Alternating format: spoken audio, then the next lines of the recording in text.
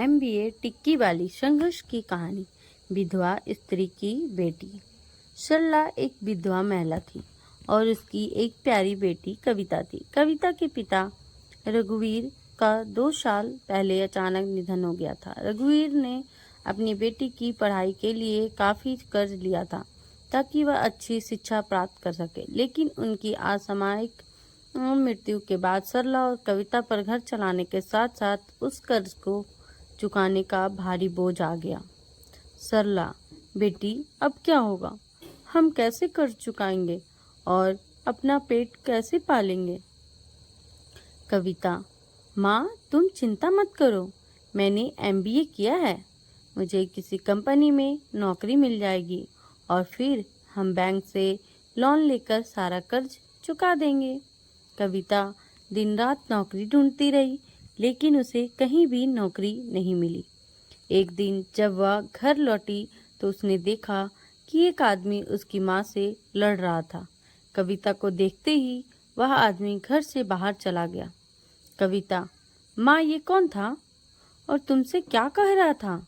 सरला, बेटी यही आदमी है जिससे तेरे पापा ने उधार लिया था।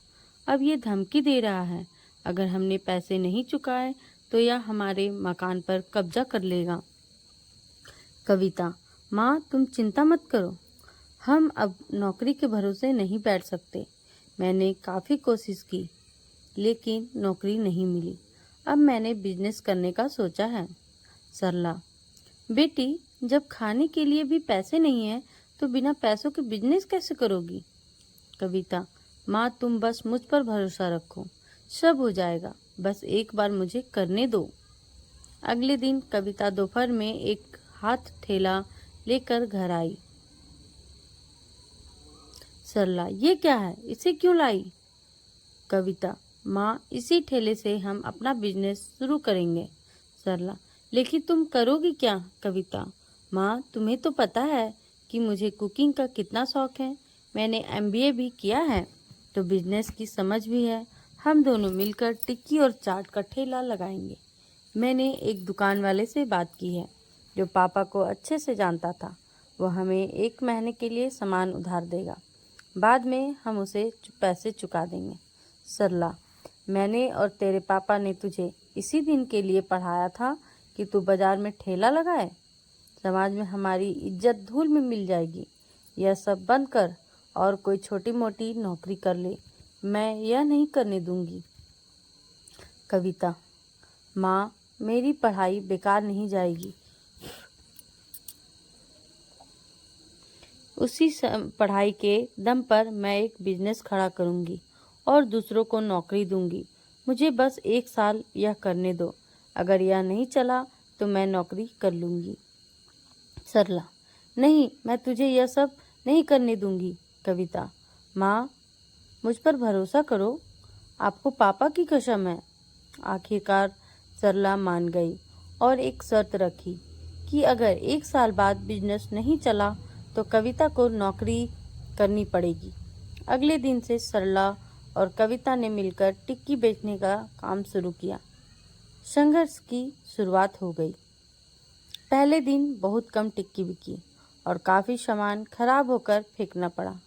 अगले दिन भी ज़्यादा कमाई नहीं हुई। सरला, मैंने पहले ही कहा था कि यह नहीं चलेगा। कविता, माँ देखती जाओ, मैं कुछ नया करके दिखाऊंगी। अगले दिन कविता ने ठेले पर एक बड़ा बैनर लगवाया जिस पर लिखा था एमबीए टिक्की वाली, 1 टिक्की के साथ 1 फ्री।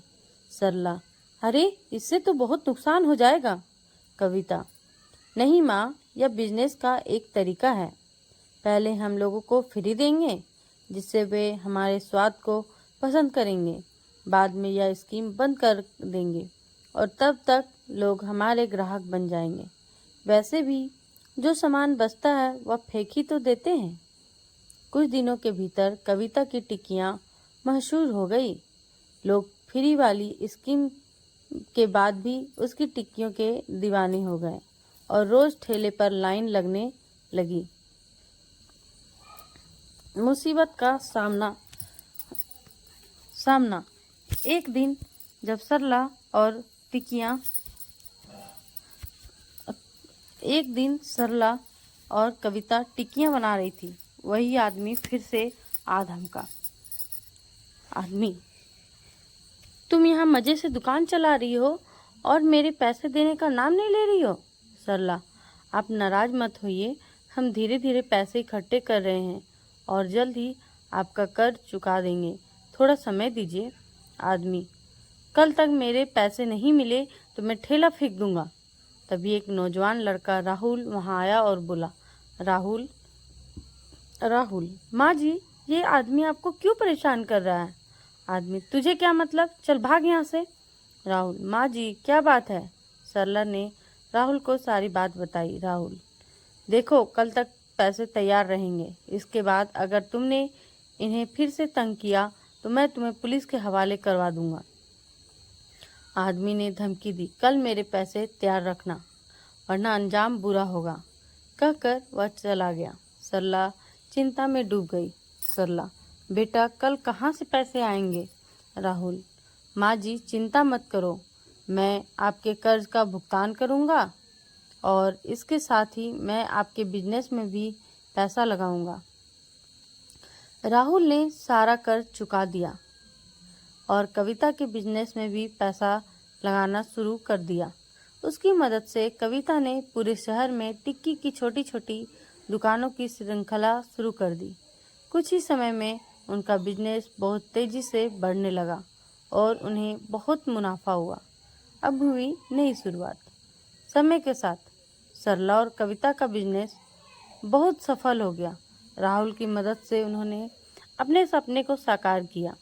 एक दिन सरला ने राहुल से बात की और उसे अपनी बेटी के लिए सबसे अच्छा जीवन साथी माना। जल्द ही सरला ने राहुल और कविता की शादी करा दी। दोनों ने मिलकर अपने टिक्की की बिजनेस को और भी ऊंचाइयों तक पहुंचाया और वे शहर के मशहूर उद्यमी बन गए। निष्कर्ष, यह कहानी हमें सिखाती है कि जीवन में कठिन परिस्थितियाँ कितनी भी बड़ी क्यों ना हो, मेहनत, विश्वास और सही सोच से सब कुछ हासिल किया जा सकता है। कविता ने अपने पिता के कर्ज को चुकाने और समाज की बाधाओं के बावजूद सफलता हासिल की। उसने साबित कर दिया कि सही दृष्टिकोण से किसी भी सपने को साकार किया जा सकता है।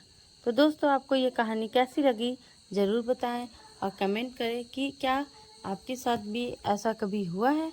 धन्यवाद, मिलते हैं अगले वीडियो में।